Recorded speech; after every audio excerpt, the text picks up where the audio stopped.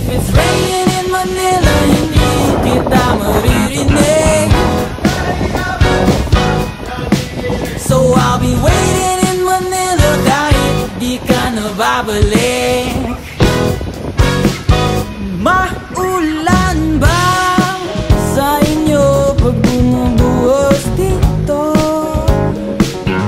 Paumanhin at mukhang hindi ko